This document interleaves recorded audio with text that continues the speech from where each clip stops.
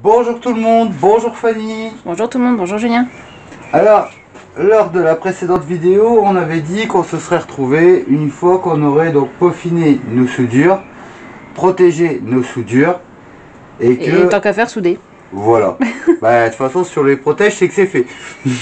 Donc chose promise, chose due. Donc là, on peut vérifier que tout est bon. Oui.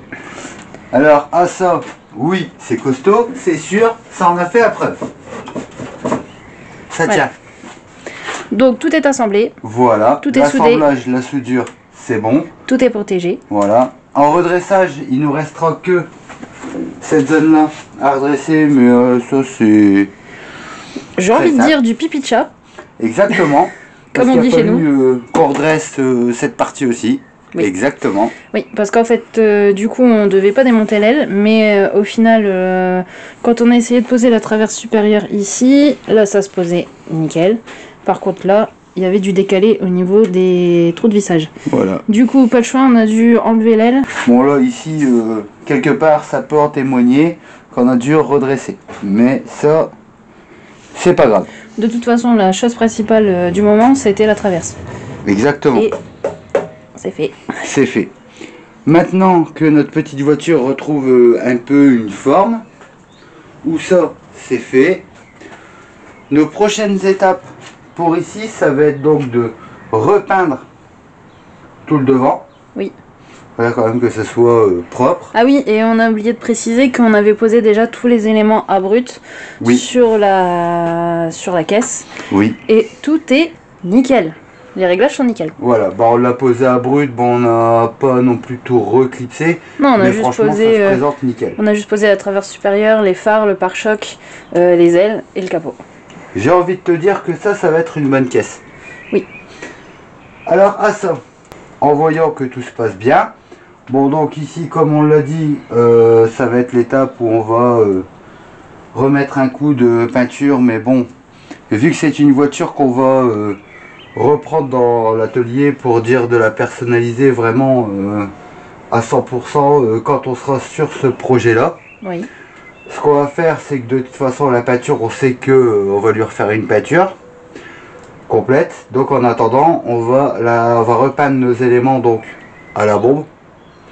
Bon, et en même temps, bah oui, de toute façon c'est juste pour dire qu'elle soit plus propre et que ça puisse bien nous dépanner. Pour dire de ne pas laisser une aile blanche, un pare-choc gris, etc., etc. Et en même temps, ce qu'on peut dire, c'est que au démontage, bien sûr, quand on s'est rapproché un peu de nos éléments à rebrancher, on s'est aperçu que notre faisceau, lui, avait bien souffert. Il manquait des pièces. Il nous manque un peu des éléments, il y a un peu... Bon, ça aurait été refaisable, mais bon. Ça aurait été compliqué parce que déjà on n'a pas déjà de faisceau modèle. Donc, voilà. Mais par contre, en plus, justement, par rapport à ça, au niveau des phares, il y avait une petite différence au niveau des faisceaux. C'est-à-dire les phares qu'on va mettre, double foyer, et les phares basiques, entre guillemets, n'ont pas les mêmes branchements. C'est pas du tout les mêmes branchements. Mais alors pas du tout. Je vais faire voir ça, je vais me servir du moteur. Pour ça, ça va être très pratique. Si par exemple on parle de... Bon, tu pouvais le laisser ça. Ouais, voilà. C'était pas gênant. Hop.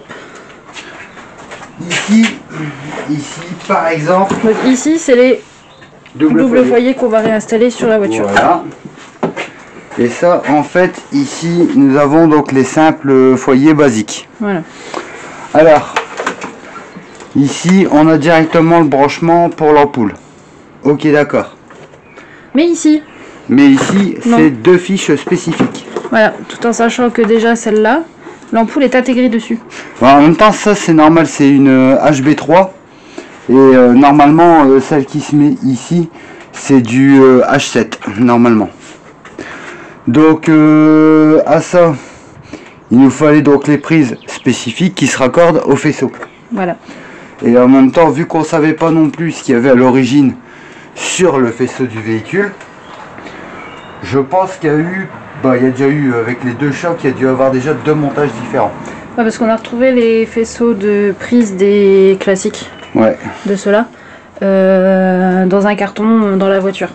Exactement. Donc c'était pour ce branchement là, et du coup on s'est dit peut-être qu'il y avait déjà aussi à l'origine ces phares là, double foyer, ou alors entre temps ils ont été changés, donc on savait pas. Donc du coup on a dû reprendre un faisceau. Ouais. Effectivement, c'est sûr que ça pourrait l'expliquer avec les coupes. Voilà. Donc du coup on a dû reprendre un faisceau. Exactement. Et donc ça, merci à notre ami Ced qui en avait. Ben voilà. Et en même temps, ça c'était franchement génial parce que c'était une galère pour le trouver. Oui. Parce que trouver des faisceaux pour des véhicules de cet âge-là, c'est compliqué, tout le monde les coupe. Donc c'est pour ça qu'on peut dire un grand merci donc à Ced qui a pu nous avoir le faisceau complet, nickel, pas coupé, pile poil pour nous rebrancher complet sur notre véhicule. Exactement. Et ça franchement c'est génial. Ah ça. Bon, on va remettre des rétroviseurs avec une coque noire. Bon, ça on les a en plus en stock. Oui, mais alors nous c'est des rétroviseurs électriques. Voilà. Et donc, c'est là où c'est pas pareil. Voilà. On s'explique. Exactement, et là il y a de quoi faire. Bah tu sais quoi, maintenant que c'est débarrassé, je vais prendre place. Vas-y. Bah vas-y, prends place. Je t'écoute. Donc ici on a des rétroviseurs manuels. Oui. Alors à savoir que les faisceaux de porte phase 1, phase 2 sont différents. Oui. Sur pas mal de points. Le plus simple dans l'immédiat, parce qu'on voit que notre sellerie elle est quand même vachement propre. Oui, nickel. Pas un trou, pas une griffe, c'est franchement elle est propre. Donc ce qu'on va faire, c'est reposer ça en phase 1. Donc en même temps rétroélectrique dit ça serait pas mal d'installer les lève-vitres électriques. Oui. Donc bon, ça c'est des histoires de faisceaux. Bon, les commandes, ça ressemble plutôt à des commandes de Mégane 1, etc. pour les Clio 1. Or, bon bah les Clio 2, c'est comme sur les Scénic 2, c'est pas les mêmes commandes. Donc qui dit pas même commande, pas les mêmes faisceaux. Donc à ça, on va essayer de trouver le pupitre qui s'installe ici, parce que sur les Clio 2 phase 1, c'est ici. Et sur les Clio 2 phase 2, c'est ici. Là. Donc déjà là, il y a de quoi faire. C'est pas, ça va pas être possible trop vraiment d'adapter quoi. Exactement. Bon après, on peut toujours bidouiller, mais autant faire quelque chose de propre. Oui. Donc en même temps, à ça. Donc nous sur cette voiture, il y avait ni rétroélectrique, ni lève-vitre électrique. Voilà. On va essayer de les mettre. Mais on avait la centralisation. C'est déjà pas mal. Donc ici, on a regardé justement pour installer nos rétroélectriques. Mais apparemment, j'ai pas l'air que ce faisceau est pré-câblé. Donc ça, nous devrons vérifier cette théorie. Donc aujourd'hui, entre les temps de séchage, parce que là, bon, on l'a fait juste hier soir pour dire de cacher nos soudures, donc protéger nos soudures, pour dire que ça ne rerouille pas. Il faut à peu près laisser quand même 24 à 36 heures de séchage avant de mettre quoi que ce soit dessus. Donc en attendant que ça sèche, on va regarder pour notre faisceau ici, habitacle, voir si on a le pré-câblage ou pas, pour dire de trouver les pièces, parce que c'est quand même pas toujours évident. Parce que même ça, nous, on l'a pas, on l'a en phase 2, oui, mais pas en phase 1. Donc on va commencer ça pour dire de pouvoir être sûr, et en même temps, après il nous restera à changer donc notre berceau. Oui, en gros point. Après, ce sera de l'esthétique, quoi. Voilà. Petit coup de peinture, des petites touches de personnalisation, parce que même si on refait pas la voiture tout de suite, on a quand même des petits détails par-ci par-là à la volée. Bah, quand même, c'est à changer et à modifier, voilà, parce que on préfère comme ça, et puis c'est mieux comme ça. Donc voilà. Bah, après, c'est vraiment le strict minimum, quoi. Le plus gros sera fait, et après le berceau changé. Voilà. Et en même temps, on pourra tout revérifier. Ça, c'est le principal. Oui. Comme ça, déjà, ça sera une superbe chose de faite. Exactement. Donc ça paraît long, oui, mais ça va, c'est raisonnable en fait.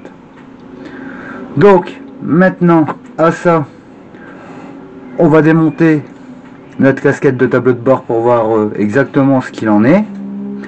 Et puis après, on verra aussi pour dire de peindre cet élément qui est là. Donc la traverse inférieure ainsi que les entourages.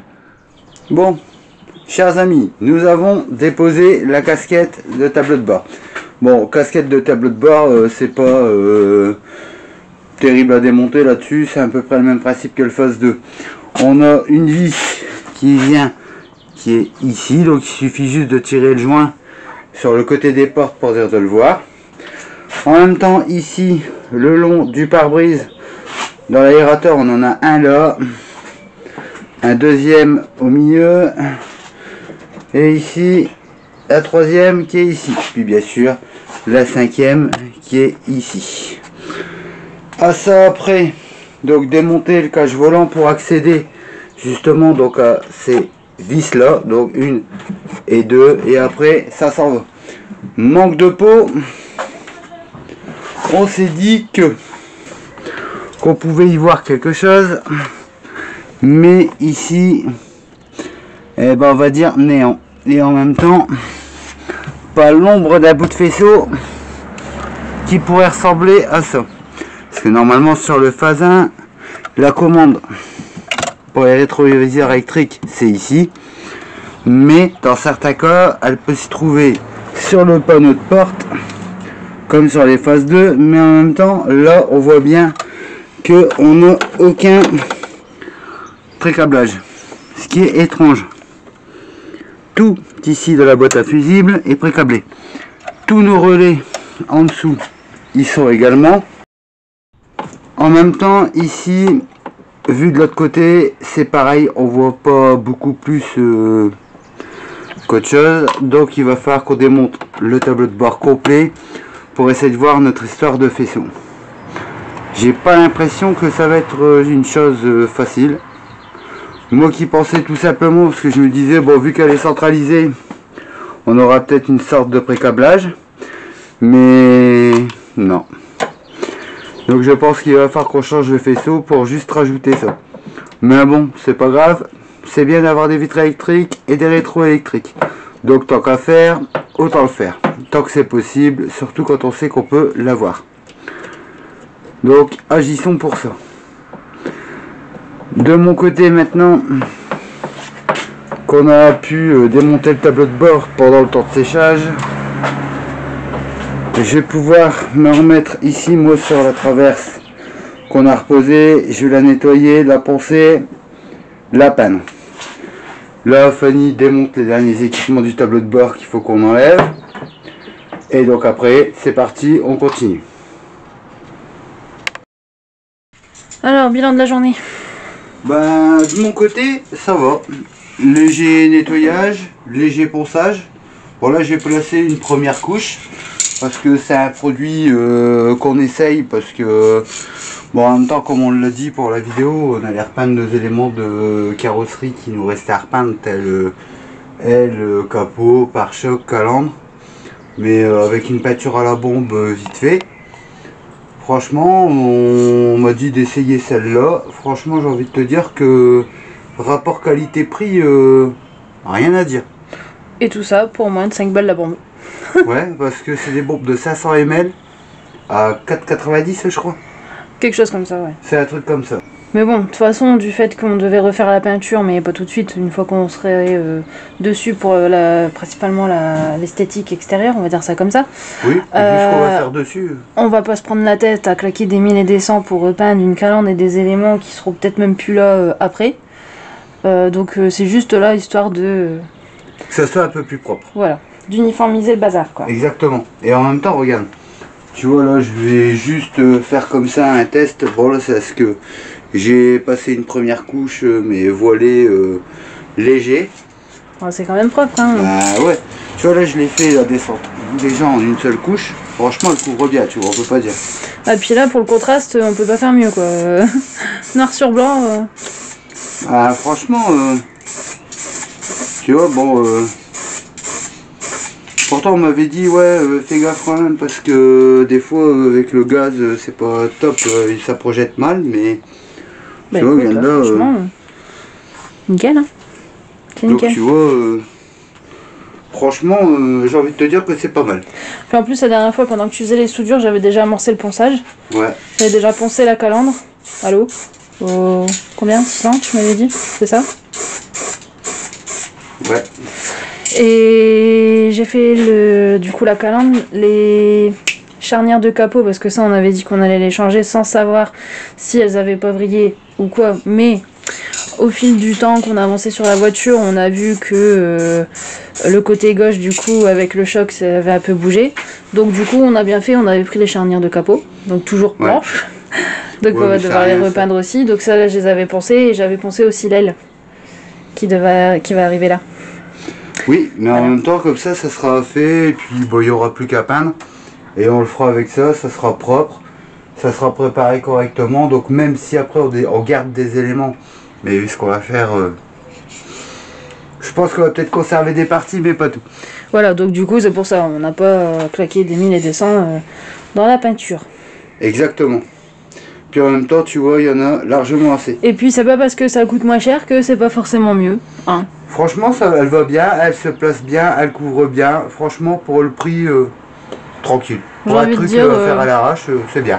Laissons la chance au petit budget. Ouais, bah en même temps, on a pu trouver ça chez un de nos fournisseurs. Donc c'est génial. Bah oui. Tu vois, regarde, non, ça couvre bien, tout. Nickel. Donc voilà. Et toi, sinon, t'en es où avec le tableau de bord? C'est prêt à partir. Là, pour le coup, c'est prêt à partir. C'est prêt à partir. Hop là. Tous les éléments ont été démontés à part. Il n'y a que le sélecteur. Alors le sélecteur, il y a une histoire de petites pattes là. Je sais pas si on va les voir. Bah si tu veux, moi une fois que j'ai fini ça, je pourrais le faire avec toi. Hein. De toute façon, je ne sais pas si on va les voir. Ouais, voilà. Là, il y a des petites pattes blanches qui m'empêchent. C'est ceux-là qui sont galères. Ouais, qui m'empêchent de l'enlever. Parce qu'il y a deux vis en dessous. Là, juste là, et une de l'autre côté. Ça, c'est nickel. C'est parti tout seul. Je me suis dit, c'est bizarre, ça bouge pas d'un poil. T'as essayé de le pousser du bas? Bah ouais, mais... Non, ça résiste. Donc, on va attendre. Je vais t'attendre. De toute façon, pour le sortir, on a besoin d'être deux. Donc, ouais, bah donc de toute façon, on fera ça. Il y a l'histoire de la colonne aussi qui est descendue. Mais le problème, c'est que la plaque qui est en ferraille là, elle pose sur le plastique en dessous. Donc, je pense que je vais être arrivé à un stade où je vais devoir enlever la demi-colonne. Ou la colonne complète, je sais pas comment c'est. Je sais pas ce que c'est. Je vais regarder ça après avec toi. Moi, de toute façon, j'en ai plus pour longtemps. Comme ça, on pourra au moins faire la lumière sur cette histoire de faisceau manquant ou pré-câblé caché. Je sais pas. Je pense. Ça me perturbe. Que il va falloir qu'on rebranche un faisceau. Juste pour ça. Parce que moi, le truc dans mon cerveau, là, tu vois, qui me turlupine, c'est que pourquoi mettre la centralisation, ce qui est bien, hein, chose qui est bien, mais pourquoi ne pas prévoir pour mettre autre chose? Tu vois, ça, c'est ce que je t'ai dit aussi. Normalement, ça doit être pré-câblé. Normalement... Voilà, parce que en plus, le truc que tu m'avais fait voir que j'avais pas vu, c'est qu'ils ont prévu, si je la retrouve... Elle est où? La prise pour le changement de l'horloge. Voilà, c'est ça. Elle est où? Oh, il y avait une prise là. Un pré-câblage pour changer l'horloge. Donc un adaptateur ou je ne sais pas quoi, un raccord, enfin il y avait un truc. Ouais. Donc pourquoi prévoir pour l'horloge? Pourquoi prévoir la centralisation? Mais pas prévoir ce qu'on veut. Tu vois, normalement, tu vois que le faisceau de porte, c'est ce que je t'ai dit. Lui, c'est sûr, il n'y avait pas de pré-câblage dessus. Oui, bah on a essayé quand même. Non mais tu vois, je te l'avais dit, on l'a démonté, on a regardé, on a vérifié, t'as bien vu que non. 4 fils, c'est ça? Tu m'as dit? Ouais, il y a 4 fils ou 5 fils, mais ça doit être comme ça, 3 ou 4 ou 4 ou 5. Est-ce que j'ai pas ouvert la gaine. En même temps, tu vois bien que la tête est 2 d'enceinte et les 2 qui partent, donc normalement tu dois en avoir 4. 4 ou 5. Mais là-bas, tu vois, sur là où tu as les fusibles et les relais, tout est câblé. Donc à mon avis, ça a été un câble manquant.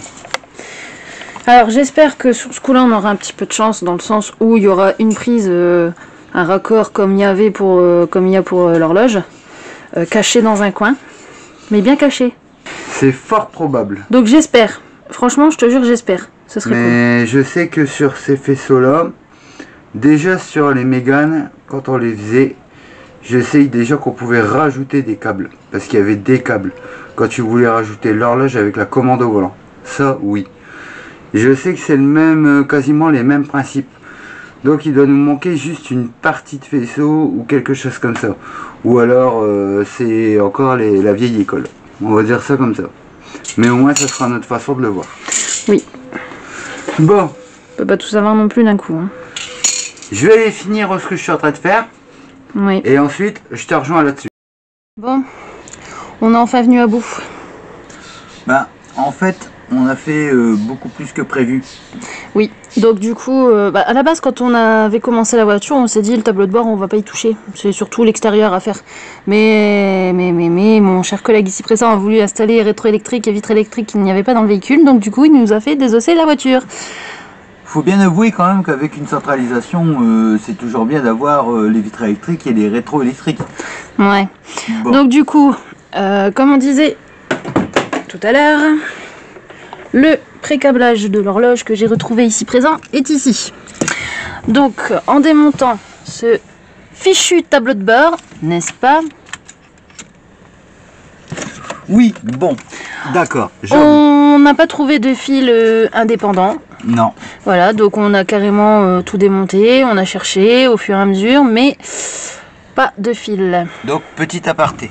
Oui, dis-nous. Ce que nous savons, c'est que sur la Clio 2 phase 1, on a normalement ici le fil qui vient pour la commande en bas du tableau de bord pour les rétroviseurs électriques. Sur certains modèles. Sur certains modèles, bien sûr. Donc comme je te l'avais dit, c'est deux possibilités. Soit on a un faisceau qui est phase 1, typiquement le phase 1, mais on peut aussi avoir le faisceau intermédiaire, donc un faisceau hybride.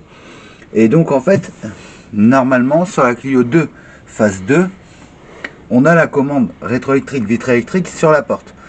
Maintenant, j'avais démonté la prise. Je t'ai dit, c'est bizarre. Il n'y a pas beaucoup de broches pour dire de tout installer. Bah, ce qu'il y a aussi, c'est que le faisceau de porte, il y a 4 ou 5 fils. Mais par contre, le fourreau qui sort... la lampe. Mais le fourreau qui sort de la caisse, là-bas, ouais, qu'on voit dans le fond, il est beaucoup plus gros. Exactement. Donc, solution alternative. Nous avons une porte complète de Clio 2 phase 2. Voilà. On va essayer de la brocher dessus.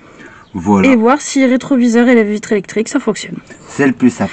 Déjà dans un premier temps. Sinon, après, on a toujours l'option coup de fil à un ami ou, ou autre. Bon, pour trouver ce qu'il nous faut. Maintenant que c'est démonté, ben, on va le monter. Hein. Voilà. Si c'est ça, on va le savoir, on va être fixé direct. Petit aparté. Franchement. Démontage du tableau de bord. Première fois que nous sommes tombés sur cette... Oui, c'est assez compliqué. Donc déjà avec l'histoire du sélecteur, j'avais dit ces pattes-là qui se clipsaient sur le tableau de bord, c'était une galère sans nom. Le truc, c'est que apparemment, chose qu'on n'avait pas vue, et que c'est des amis qui sont venus nous donner, enfin qui sont venus nous rendre visite, qui nous en ont parlé. Sur le côté, il y a des petites pattes, des ergots ou je ne sais quoi, à virer pour dire que ça sorte, parce que pas moyen, c'était pas possible. Exactement. Donc du coup, à ce moment-là, j'avais interrogé mon ami internet. Pour voir un tuto d'une personne qui aurait eu ce genre de problème. Or, il n'y en a que pour les phases 2 là-dessus. Franchement, oui. Qui n'est pas le même système de démontage. Donc du coup, bah, galère numéro 1 et numéro 2, la colonne et le sélecteur, bah, on a dû se démerder. On aurait bien fait à ce moment-là un tuto complet, mais déjà, sachant pas comment ça se démonter, ça a été compliqué. Oui. Donc on n'abandonne pas l'idée. Un jour peut-être, nous ferons un tuto complet là-dessus. On peut déjà le dire et l'expliquer. Parce que là, on a tout pour le faire. Alors en fait, c'est pas aussi merdique que ça, mais il faut le savoir. Pour enlever la colonne. Pour enlever la colonne de direction, déjà d'une pour le tableau de bord Clio 2 phase 1.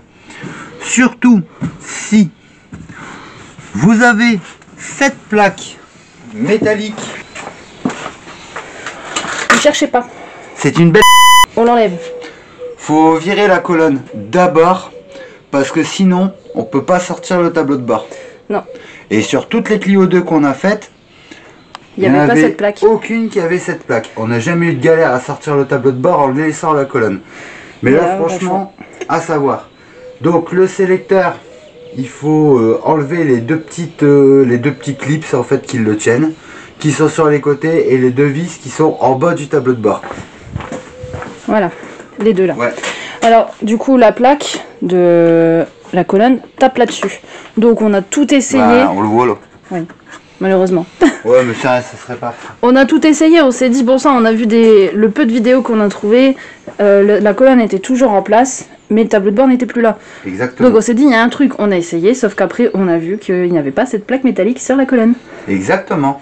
Donc voilà. C'est pour ça que la colonne, il faut l'enlever, donc il faut desserrer donc la vis de colonne. La vis de colonne qui doit être là quelque part. La vis de colonne, elle est là, c'est du 13. Et en fait, pour avoir l'accès, raccorder le boîtier de crémaillère avec la colonne de direction.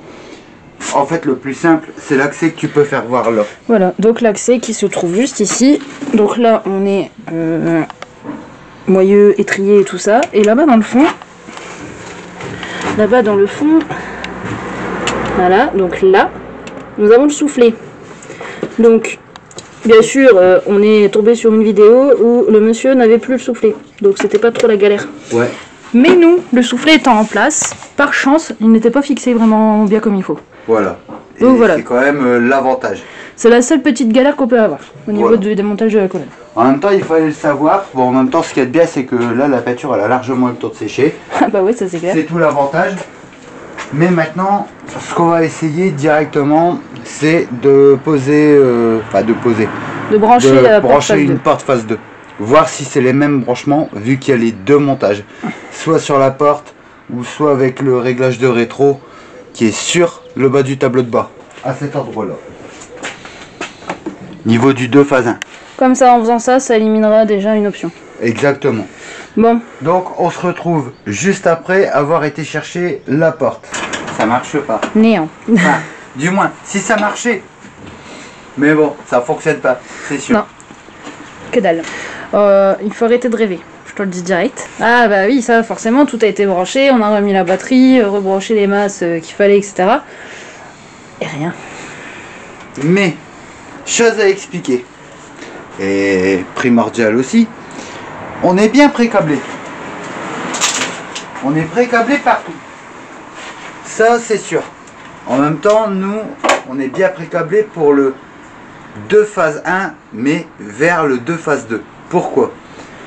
Nous avons donc toutes nos commandes dans les portes. Tout arrive dans ce fourreau. Jusque là, ok, c'est génial. Mais, on a bien branché notre porte, relié provisoirement notre faisceau, mais rien ne fonctionne. Pourquoi? Pour la simple et bonne raison que notre UCH est pas prévu pour. Oui. Ou pas, on sait pas. Enfin, je sais non, pas. Non, mais j'ai envie de me refuser à cette idée. Oui, mais tu l'as vu comme moi. Les deux relais qui servent à monter et descendre les vitres électriques, ils sont pas dessus. Bon bref, dans tous les cas, sur l'UCH. Dans tous les cas, on s'est dit on va changer de toute façon le faisceau compartiment moteur qui va de l'habitacle juste là-bas jusqu'au phare, hein, pour mettre nos jolis phares double foyer. Et puis on se dit on va peut-être tester après, voir si jamais on aurait un peu de chance, bien que je n'y crois pas et toi non plus. Alors, franchement, dans cette option, là, l'histoire de l'UCH, il faudrait reprogrammer l'UCH ou alors le changer. Franchement, changer, bon, l'avantage c'est qu'on a les deux clés. Changer une partie du vaisseau avec l'UCH, machin, mais... Et je suis pas vraiment séduite par cette idée. Non, parce que ça va coûter des ronds aussi, c'est ça l'histoire. Oui, parce que reprécisons-le, à la base on avait dit on va juste refaire le devant pour qu'elle puisse rouler. Ben... Voyons l'étape. Mis à part le berceau qui nous reste à changer là et voir les trains avant ce que ça dit, mais sinon c'est bon. Oui, enfin dans tous les cas on peut pas rouler comme ça. Hein. Avec ça, ce qu'on va faire quand on voit ce carnage, à dire, on devait pas tout démonter, mais là je pense qu'on a démonté beaucoup plus que ce qu'il fallait. Oui, parce qu'en fait, le faisceau du coup prend en charge le réservoir de lave-glace. Il prend aussi en charge la prise pour le moteur essuie-glace et la résistance de chauffage. Ce qui fait qu'on a dû démonter pulseur, lave-glace et moteur d'essuie-glace. Mais le souci c'est qu'il y avait une masse là. Bien sûr, pas accessible de l'autre côté. Donc il a fallu enlever toute cette partie-là du Pas tablier. accessible avec cette plaque qu'on Voilà. a donc dû enlever. Mais on a quand même avancé sur notre problème. J'ai envie de te dire que je vais Ouais, pas mais non, j'aime pas la lâcher mes solution. recherches. Moi non plus j'aime pas la solution et c'est pour ça que quand c'est comme ça j'aime bien zapper ces UCH. Garder uniquement le calculateur moteur. C'est pas toujours facile et évident, mais on va essayer de réfléchir à la question. Mais je suis en train de me poser la question de refaire un faisceau nous-mêmes, si on le fait en faisceau indépendant ou pas. Maintenant à voir. À voir. Donc c'est pour ça que je te dis, tu vois, pour ça il faut un peu de réflexion et vraiment réfléchir. Pour moi le plus simple, il faut vraiment que j'étudie la question, mais normalement en fait là-dessus il faut changer l'UCH. C'est ça l'histoire, changer l'UCH, changer le faisceau. Franchement j'ai pas envie. Non, non, non. Donc je préfère mieux honnêtement me faire chier à refabriquer un faisceau moi-même. Et puis pour dire que ça fonctionne et que ce ne soit pas justement une source problématique le jour où il y a panne. Ça te perturbe, hein, visiblement. Franchement, oui, mais non. J'aime bien quand on repasse des faisceaux. Surtout quand on les fabrique. Regarde, on l'a fait pour la bleue. C'est vrai. Pour la bleue, pour la coupée bleue, l'histoire est simple. On avait un UCH, oui, ok, d'accord. Qui avait déjà été bidouillé par l'ancien proprio. Voilà. Ça, faut le préciser parce que Voilà. du coup, ce cas-là, ça a été un cas terrible. Je crois que c'est le plus, entre guillemets, la voiture la pire qu'on a eue entre les mains, électroniquement parlant, à réparer. Voilà. Ah, parce qu'il nous avait fait un beau carnage. Hein. Ça, c'est sûr, on peut pas le nier. Mais on l'a récupéré, on le sait, on a passé des heures, ça nous a pris du temps. Mais ce qu'on a fait en fait, pour dire de pas être embêté, parce que c'était un système pour la démarrer, c'était un truc de fou. Parce que là en fait on avait plusieurs éléments de coupés différents, mais en même temps aucun n'était en rapport. Bon, c'était une histoire compliquée, ça on y reviendra dessus et je vais expliquer. Au moment venu, oui, ce Au sera tout moment ça. venu. Et franchement, ces voitures là elles sont bien, je vais pas te dire, mais trop d'électronique. Et en même temps, là-dessus c'est bourré de faisceaux, toi comme moi tu l'as vu. Alors, on a vu pire qu'on quand même, sait. mais bon. C'est que nos faisceaux ils sont précablés là, oui. Tout est précablé, oui. Mais c'est l'UCH qui est pas prévu pour. Donc en même temps, là il nous manque déjà les deux relais sur l'UCH. Et ça c'est pas câblé. Donc on va essayer de trouver la solution alternative, la meilleure Voilà. solution pour éviter de tout changer parce que à la base, je répète encore une fois, on devait faire que juste ça. Mais Oui, mais j'en connais un qui ne sait pas s'arrêter. Du coup, bah nous on va se laisser la réflexion là pour l'instant. Ouais, Ça va nous parce que- prendre du temps, donc je pense qu'on va pouvoir clôturer cette semaine. oui, bon et puis même je suis en train de chercher la solution, voir pour cette histoire de BSI, de vitre électrique, rétroélectrique et tout ça. Parce que je voudrais bien, vu qu'on y est, lui rajouter pas mal d'options. Bah oui, donc à faire, si tu commences avec une, autant mettre plus. Autant l'équiper. Bah voilà. Et du coup, je pense qu'on peut dire affaire à suivre. Exactement. On va trouver un truc et cette voiture, elle sortira avec les rétros et les vitres électriques. Je vous le promets. Bah, elle va pas sortir qu'avec ça. Et une façade avant aussi. Ouais, donc En état de rouler. c'est le principal déjà. Bon. Sur ce, Affaire à suivre. affaire à suivre. À la À la semaine semaine prochaine. prochaine. À bientôt. À bientôt.